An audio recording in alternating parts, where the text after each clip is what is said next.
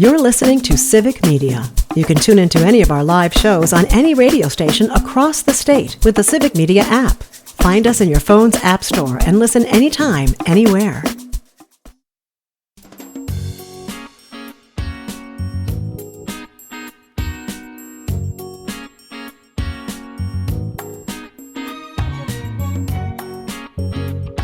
Live across Wisconsin on Civic Media, you're listening to Mornings with Pat Kreitlow, powered by Up North News.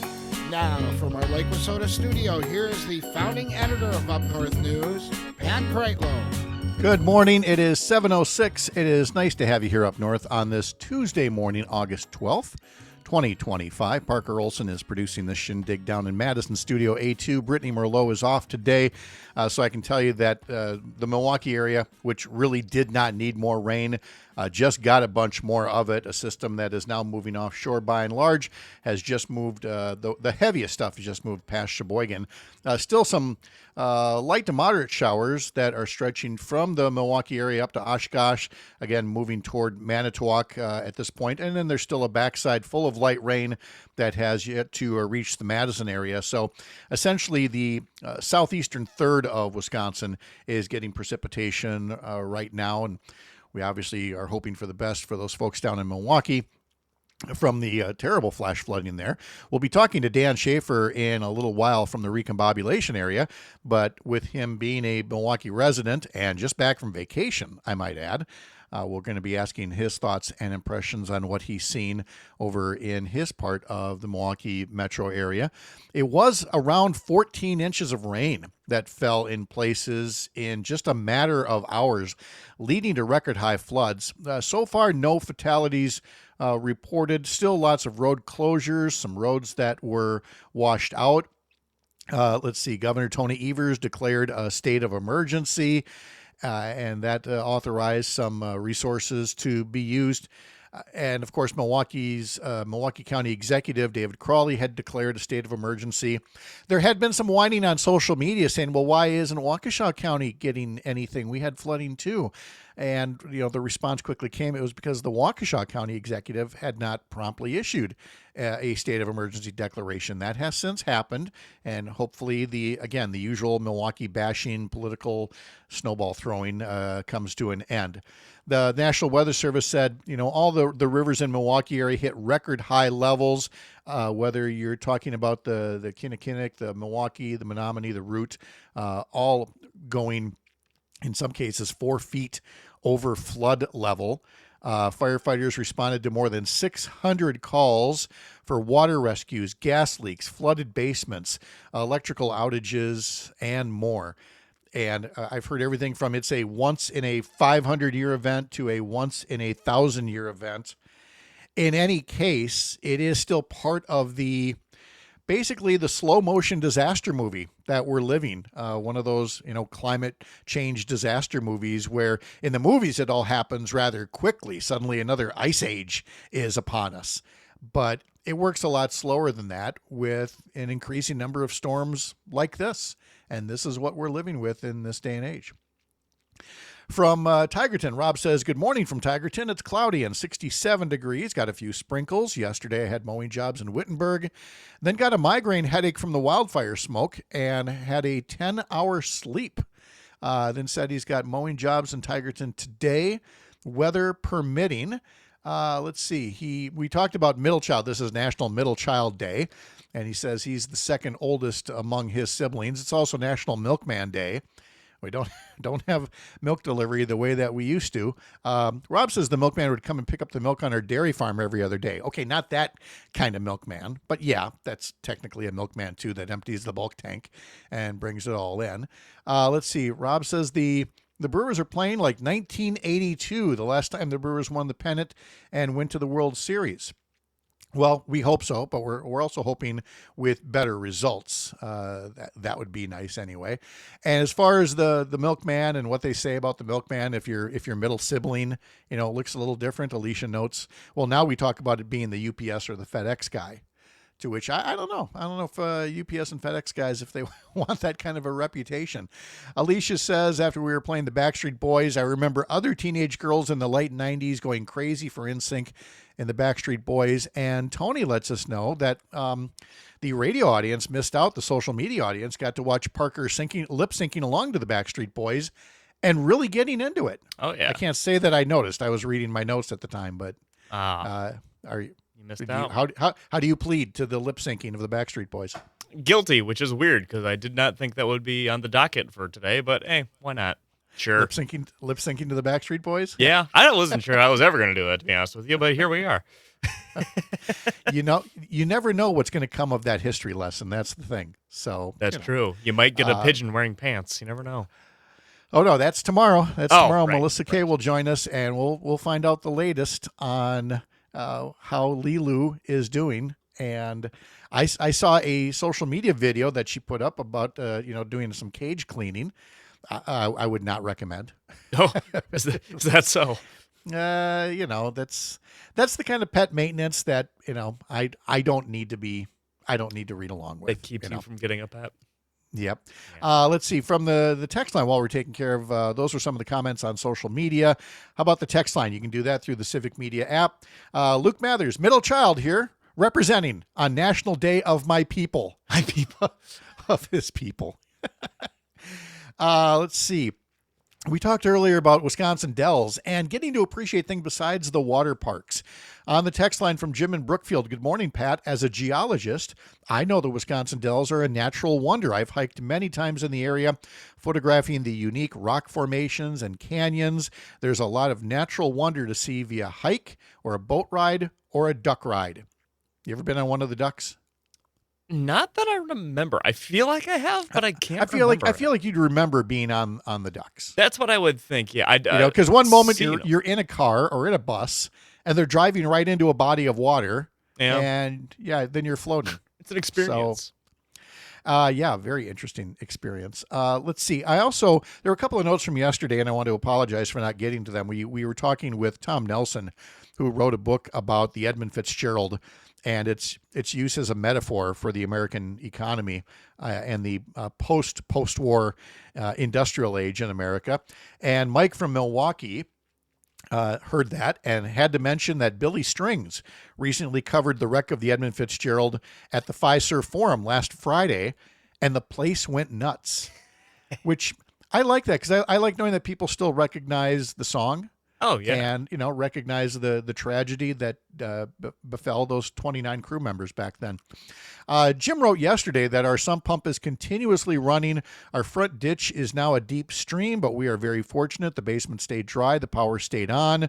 Multiple surrounding low areas are flooded, and there will be several homes in the area that are cleaning out their basements. And other folks shared with us their photos or video clips. They texted them to us using the Civic Media app to show us just how bad things were. And I do appreciate it.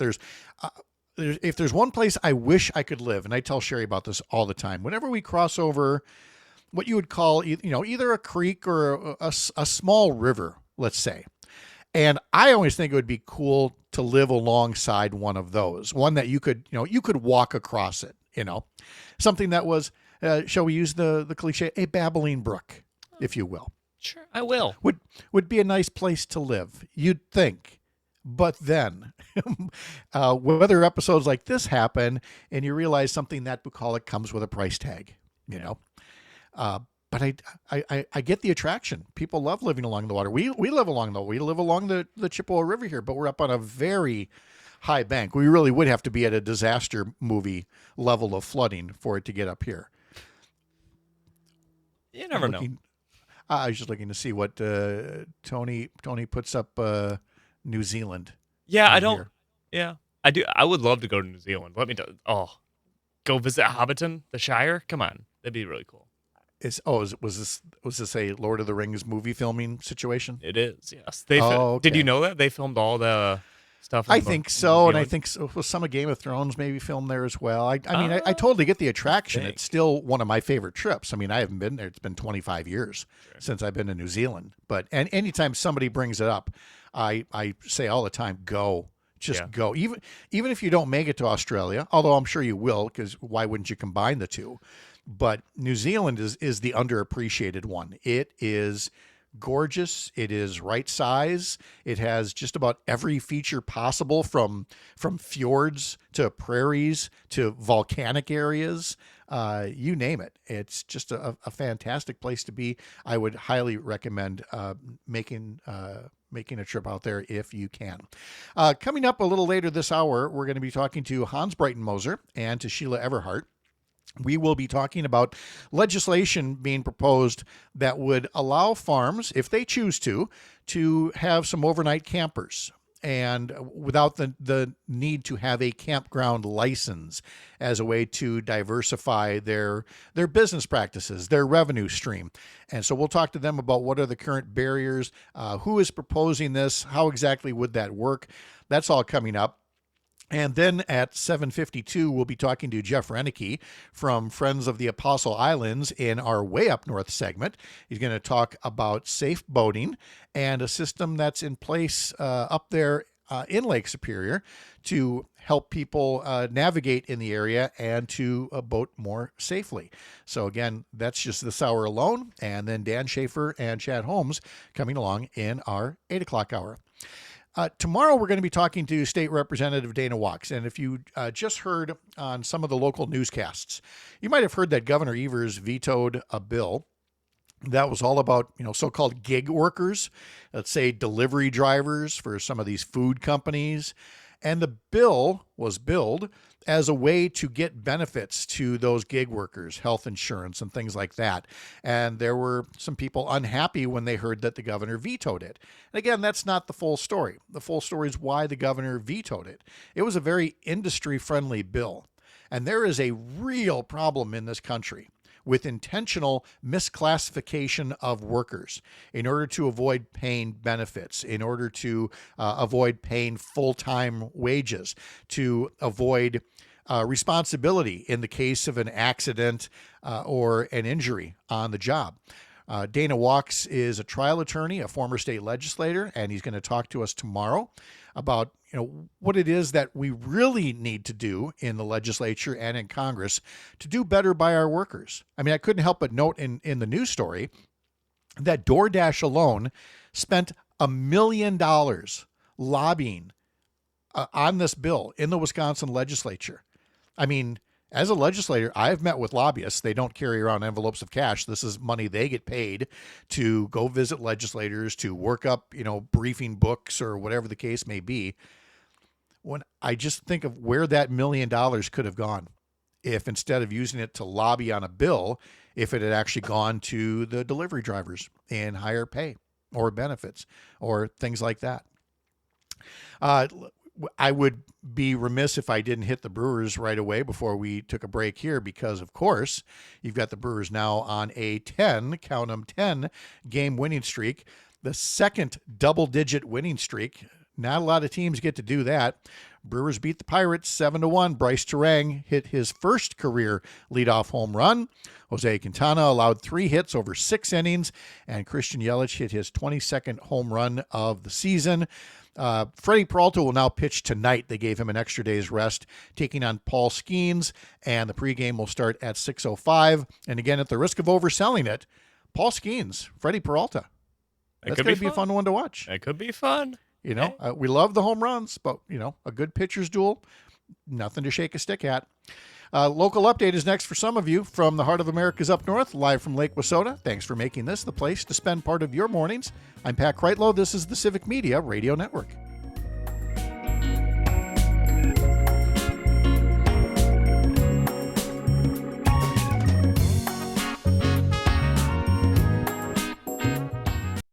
You're listening to Civic Media. Stay up to date on the latest news and information for your local community and Wisconsin by signing up for our free email newsletter. Visit civicmedia.us/email to get started.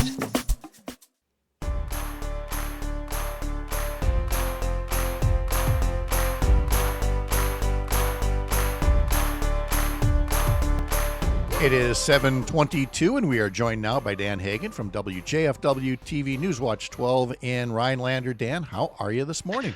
I'm doing very well, Pat. How are you doing? Good. You're in your big comfy Blues Clues chair there with your handy dandy notebook, ready to solve another mystery for us. I'm very consistent, except for when I show up to the show on time. Sometimes I can be a little inconsistent on that one. No, you're here, and that's what counts. And we're very happy about that. So there's so many times when we talk about the weather up your way. Recall a few months back when you had the Hodag Dome collapsing and all the other bad things that happened, and so now we're watching everything that's unfolding down in Milwaukee.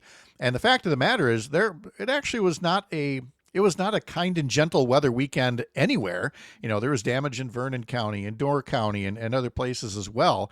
It's just that we didn't get, a once in a 500-year rain event. But still, how was it like out by you? Well, here's the thing. I was actually down in the Milwaukee area. I went to the Bristol Renaissance Fair. Have you heard of this? Yes. Yeah, we've talked about it. Yeah, so a couple of my friends and I went down there. So we were camping in Richard Bong State Natural Area, which is in near Kenosha, and we had a rain. It seems like a normal storm that night, not realizing that just in Milwaukee, I don't know, 50, 100 miles away, that it was the crazy flooding videos that we've all seen. So, Yeah, it's wild weird weather. when it is, and of course now we're in an age where you can see everything in real time, and so you can look at an app and go, oh, it's really raining harder over there. Whereas, I mean, imagine how it was not that terribly long ago, where it's like you didn't realize the weather was that bad until like a day or two later. Maybe it would be in a newspaper, or something like that. But we got to see right away just how very bad it was. Are you a Renaissance Fair devotee? I know this the first time I've been to one, and I was dressed up like a wizard at the beach. So I had a wizard hat. I put a mop on my face for beard, and then I wore a Hawaiian shirt and shorts. So it was about 90 degrees. So it kind of worked out. Where did this idea come from? I think someone told me about it. There was a show called Merlin where Merlin is dressed up once as a Hawaiian shirted Okay. vacationing man. So that's where it came from. But I would recommend people go to it. There was like jousting competitions, which were really fun. There was a booth where you had tomatoes and you tried to throw it at a heckler who made very kind of off-color jokes at your expense while you were throwing it. Oh boy. So Can you imagine that as when you're anchoring the news, if people could just respond in real time to what they think? oh, I would be too afraid of that. My ego would be I would so too be doing the fragile. news from behind plexiglass. Yeah, give it your best shot. And So I was going to instead, ask. I was going Go to say, ahead. instead, the closest we get now, I didn't have this back in my early days of anchoring, but now you can finish a newscast and you can get on social media and you can right away see all of the keyboard tomatoes that are being thrown at you going, oh, I can't believe you wore that tie. I can't believe you got that story wrong, or whatever the case may be. So you Yeah, get heckling. You get heckling. that happens for sure. Early in my career, I'd be interested to hear your perspective, Pat. But early in my career, I would respond to the haters. Oh, yeah. Go right back at them. But Mhm. now I'm just like, it's not worth the effort. What do you think? Oh no, not worth it at all. And I think I did once or twice in the early days, and then just realized that that's not worth your time. Right. Some people they just want to say what they think, and look, I feel the same way when I'm delivering a lot of news or commentary. Is like this is not a conversation. There's time for conversation, but this is me delivering a message to you. And sometimes people just want to deliver a message to you, and you go, all right, noted. Sorry, Yeah. I couldn't make you happier this time along. Uh, yeah, Did you have to like ever cut tape in the news industry? I did. I only had to cut tape at the college level, learning about it, because there were probably still a handful of radio stations left that were hand splicing audio tape with a razor blade and with splicing tape in order to edit, a soundbite together. So I did get an education on how to do it, but by the time I got to my first radio job, that was no longer necessary. And then we were at the TV station. We were among the first to get what's called nonlinear editing, meaning editing on a computer. And that, I mean, editing videotape the old way involved, a couple of big machines, punching buttons, looking up time code. And, when it worked, but it was very clunky. Boy, the first time I did that on the computer, I had seen the future, kids. I was glad to still be alive to see that day and age. Yeah, I can't imagine cutting tape. Like, I could get back to the news station 10 minutes to show and, put something together, Yes. but Yeah. it would take an hour or something. Oh yeah. I mean, now things happen so quickly, and it is wonderful. Although, as we learned earlier in the show, when computers crash, you suddenly realize That's true. You can have all the talent in the world, but you are at the mercy of somebody's software that did or did not update properly. So, we noticed that about cars. To me, my late dad tried to change jobs and become a car handyman, and there was nothing he couldn't fix on a car.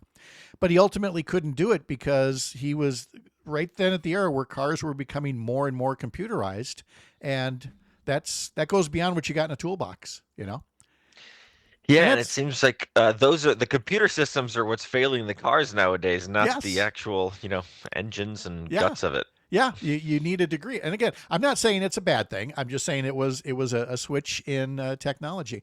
Well, we didn't get much into Rhinelander news, but I'll tell you where to find it. Go to wjfw.com and see what Dan Hagan and his team are doing at Newswatch 12, and we'll be a little bit more cognizant of local news headlines for you next week, Dan, if that's okay. Yeah, sounds good. All right, good. Well, hey, enjoy the week. We'll talk to you again soon. Sounds good. Have a good week. All right. When we come back, we'll talk to Sheila Everhart and Hans Breitenmoser. That's here on these mornings, powered by Up North News on the Civic Media Radio Network. I'm Pat Kreitlow.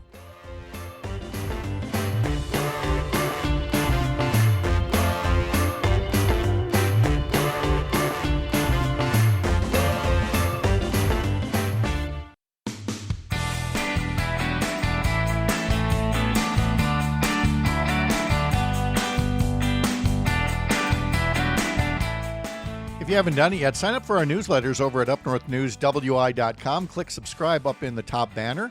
We have our Sunday morning newsletter focused on Wisconsin politics, including our question of the week. And this week we're asking, should politicians delete their social media accounts? Now, it's clear that Congressman Derek Van Orden's personal social media account is an embarrassment to the entire district. But does that mean he should delete it, or does that simply give constituents a look into who he is as a person, and not just somebody that puts out press releases and sound bites? What are your thoughts? Should they maybe focus on their job instead of posting on Twitter? Again, you get to see that question first on Sunday mornings by signing up for our newsletter, upnorthnewswi.com. Sheila Everhart is standing by from the Wisconsin Agricultural Tourism Association, and we're going to talk about a bill that would permit camping to take place on farms. As always, we're also joined by Lincoln County dairy farmer Hans Breitenmoser, and I got a question or two about fields to ask him about first. Hans, good morning. How are you? Good morning, Pat. I'm well. How are you? I'm doing all right, although I'm not a superstitious person, but I was very hesitant to bring up just how good the crops were looking, how tall the corn is, how beautiful everything's looking, because I know from the field across the way here, I have lived through, the kind of summer where everything is looking perfect. And then in August, either a drought hits or a hailstorm hits. And I'm heartbroken to hear that, along with all the other severe weather around the state, that there's been significant hail damage that's been done to people's crops as well. Yeah. No, it is a trick, and thank goodness there's such a thing as hail insurance. In our area, right in our immediate area, it wasn't too bad. We had some corn and beans that did get hit by hail, but it was very small. This was about 3 weeks ago. But in that same storm, sort of to the south and east of me on the other side of Wausau, they got clobbered. And so there's, like a couple thousand acres where the corn and beans were absolutely destroyed. Like nothing left of them. And the silage bags that people had were also damaged to the extent that, feed had to be restored, or something had to be done with those bags to try and repair them so that the feed that was stored in them didn't perish as well. So really tough for those folks who didn't choose to get hail insurance. It's tough regardless if you're a cash cropper or if you're using that crop to feed your animals, because if you are, then obviously you need to go out in the marketplace and be buying semi loads of hay or corn silage that's still standing miles away from other producers and so forth. So it speaks to that your earlier comment about these events that are supposed to happen once every 500 years and now happen once per summer. And I think local governments really have to pay attention to that change, because it's going to impact infrastructure and so forth. But that's a whole other conversation. Oh yeah, and it gets into this whole notion of again diversifying revenue that we'll talk with in Sheila in just a second. I will mention though that in terms of crop conditions here, third cutting of alfalfa hay is 72% complete across the state. Potatoes are already 20% harvested. And now, just want to ask you about this one, Hans. Corn silking reached 90%. Corn in the dough stage reached 36%. 5% of the corn crop was dented. So we've got silking, the dough stage, like bread dough, and dented. Can you tell the city kid the difference between those?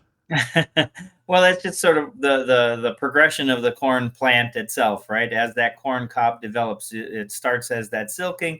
It pretty soon it gets a cob, and as that cob matures, it's considered in the dough stage. And once it's dented, that's when the kernels are starting to dry down, and the kernels start to dent as the result of the moisture going out of them. So that's the dented corn. So up in our area, we're quite a ways away from dented corn, but the corn looks quite a bit better. It's improved quite a bit. So yeah. Corn condition was rated 81% good to excellent, which is unchanged from last week. And again, we just hope that continues. But as we know, there is that ongoing focus to diversify farm operations, and that includes sometimes things have to be changed in terms of state law, which is why we welcome in our friend Sheila Everhart from the Wisconsin Agricultural Tourism Association. Sheila, good morning. How are you?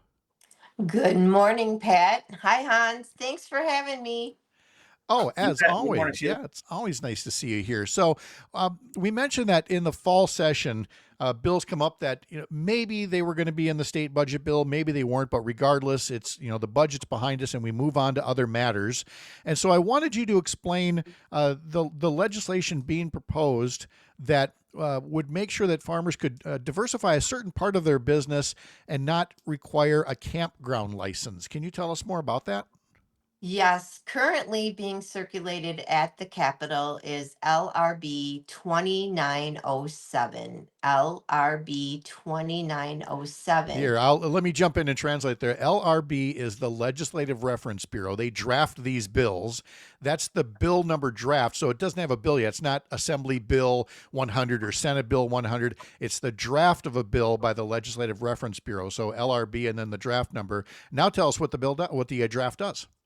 So this would allow Wisconsin farmers to have paying campers on farms without the obligation or without the requirement to obtain a campground license.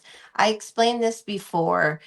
Prior to 217, the law said that if you had 0 to 3 sites on your property, you did not need a campground license. This would allow farms to allow people to put a tent up in a pasture and experience stargazing, stay overnight in the pasture, and have rustic camping. Or bring in a self-contained trailer and park that on the farm when they're overnight for farm stays, pick up the eggs in the morning, have a farm breakfast. This law was changed in 217. It was out of fear, I believe, that the whole using social media, electronic platforms for reservations was being popular. And it was changed that all sites need a campground license. And we feel that the farmer needs that additional revenue streams. Other states across the United States are doing this, allowing 0 to 3 sites without a campground license. It's that additional revenue stream. The target market here is not the person who's going to be going to a campground that wants the pool, the rec hall, the activities, being on top of their neighbor. We're looking at that environmentally conscious camper who wants the broad outdoors, the fresh air, the very little noise pollution or actual noise. So there seems to be this concern, like you were saying, that there's some kind of competition with campgrounds or with hotels. And we've gotten into this as well with agricultural event venues, so-called wedding barns and things like that, where, again, you're looking for changes in state law that are more farmer friendly as they look to have diversified businesses, right? Yes, this last legislative session, there was Act 73 was created. Now, currently and previously, under current law, you do not need a license or a permit to legally consume alcohol at a private party, private event. So it was private party invitation only events. You do not need any licensure or permitting for consuming alcohol. So the couples would rent space on a farm. And this has been happening for years. And we have 41 years of documentation where agricultural event venues or wedding barns have used this business model. So, what happened with Act 73 is they redefined venues like the agricultural event venue, the wedding barn, as a public place. So they said under the law, they are no longer considered private property. And we have a real problem with this because farms are private property. Your homes are private property, places are private property. So it's now it says that if you have a wedding barn or agricultural event venue, that's considered a public place under the law. And you have to obtain a liquor license to allow consumption on their premises during events, or they can no longer use that business model. But they did something where they said they could allow the agricultural event venues to apply for a no sale event permit. But they really strangled the farmer in that they said you could only serve beer and wine could be consumed, and you could have one per month or 6 per year. And that's against the farm's economic liberty, the opportunity to earn a living, because that cut most of our seasonal temporary farm private events down by 75%. Sure. And Hans, let me ask you to jump in here and say that, look, this represents something that is probably as old as farming itself, is the other jobs that farmers can do. I mean, whether it was,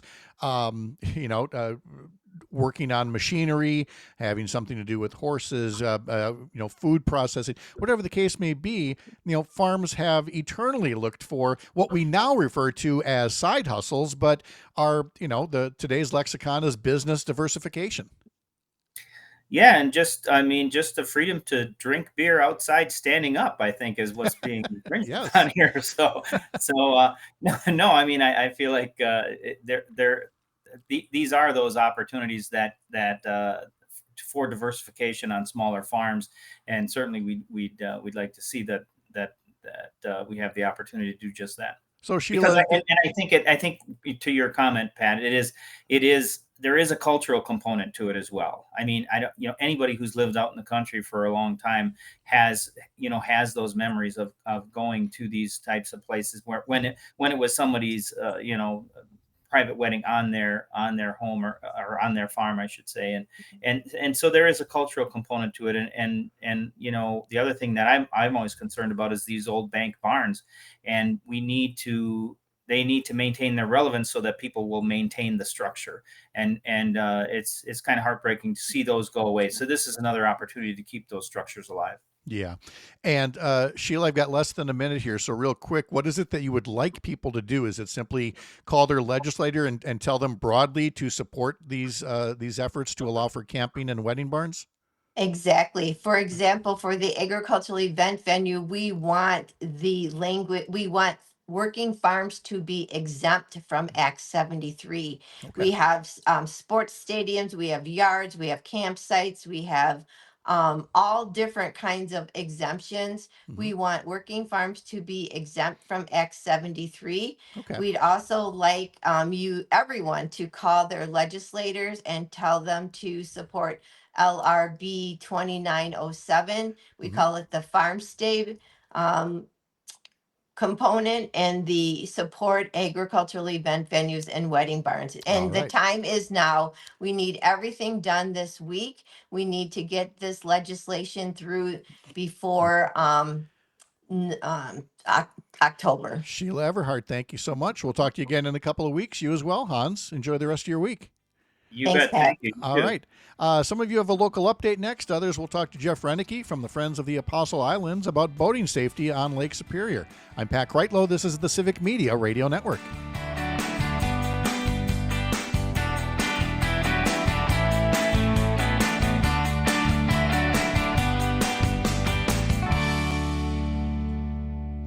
You're listening to Civic Media. Find the latest news, information, and archives of all your favorite shows on the Civic Media website, civicmedia.us.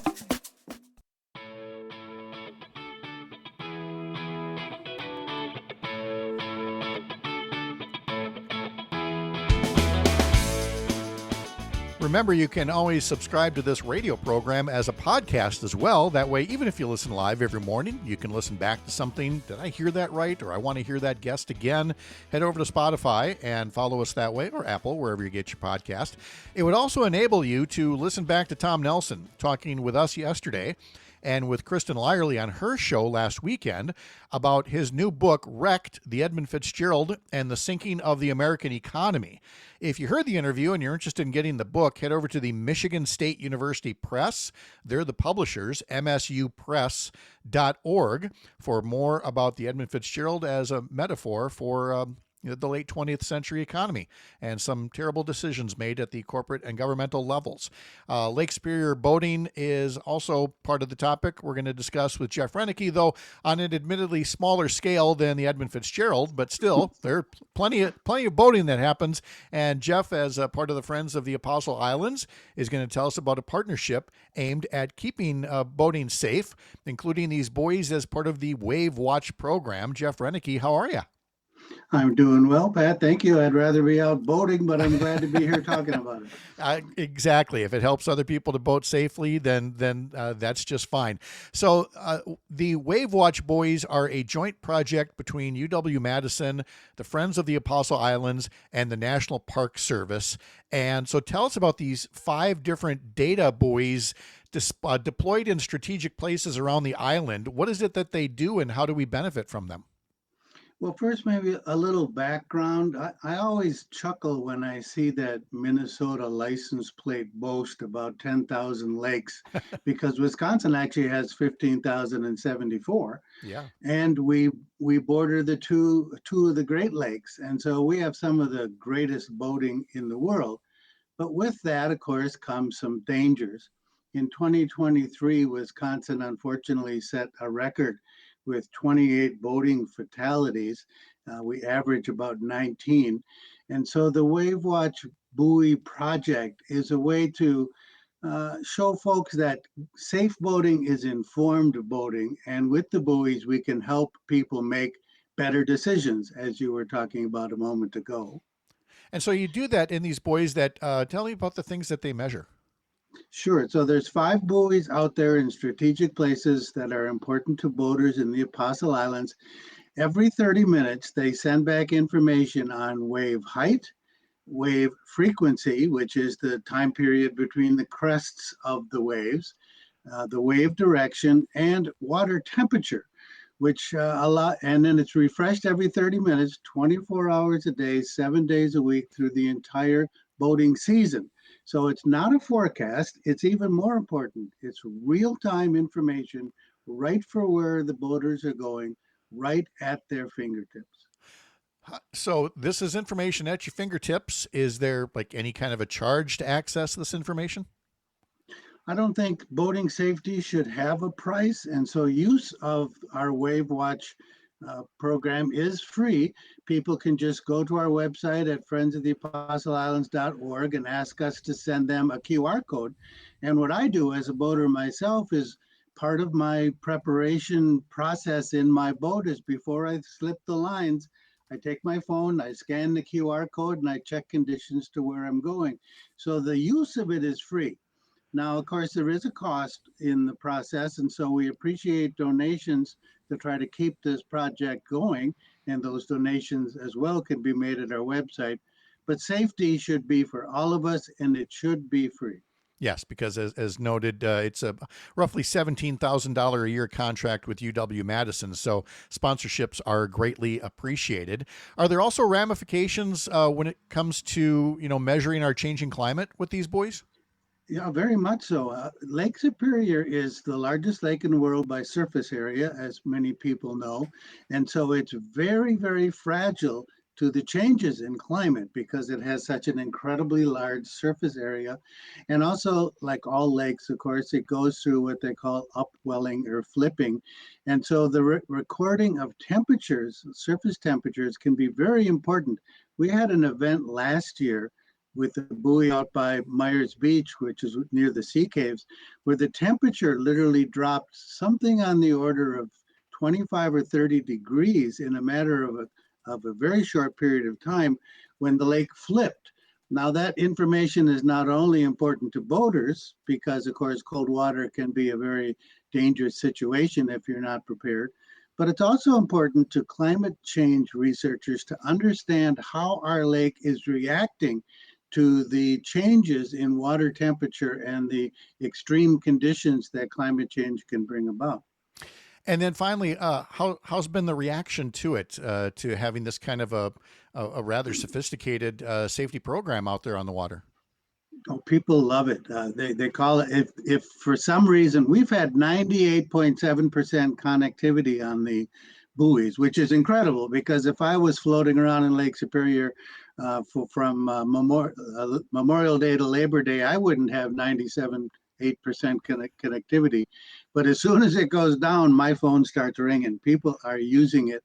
We've had more than 30,000 hits on our website last year for this, and people are getting used to it. They're checking it. It's even become kind of a recreational thing. People who are not even going boating that day, sometimes wisely because of strong winds, will check on the buoy in a place like the Flats near Long Island or Devil's Islands just to ooh and ah about the size of the waves. So it's become a very important tool for safe boating in the Apostle Islands. Oh, it sounds like it. And again, to learn more, head to friendsoftheapostleislands.org and learn more about the Wave Watch buoys and much more about the group as well. Jeff Renicky representing it for us on our weekly Way Up North segment. Hey, it was great to talk to you again, Jeff. Thank you so much for the time. You're welcome. Let's all be safe out there. Yes, please. Coming up in our next hour, we're going to be talking to Dan Schaefer from the Recombobulation area and also a Milwaukee area resident about what he's seen and experiencing, and also a bit about his recent trip heading over to London to take in a little personal time and to see a particular show that I'm sure we're all looking forward to hearing about. Chad Holmes along the way as well, all after the 8 o'clock news. I'm Pat Kreitlow. This is the Civic Media Radio Network.